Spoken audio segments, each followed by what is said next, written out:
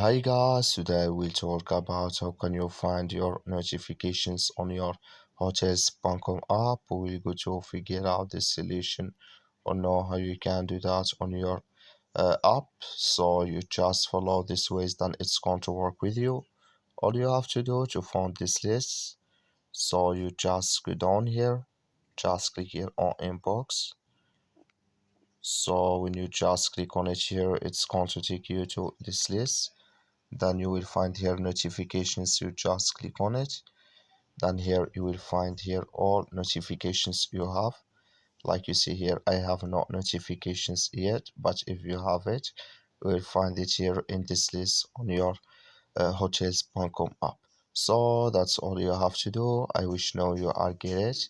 That's all. Thank you for your watching. Don't forget to support us by liking and subscribe.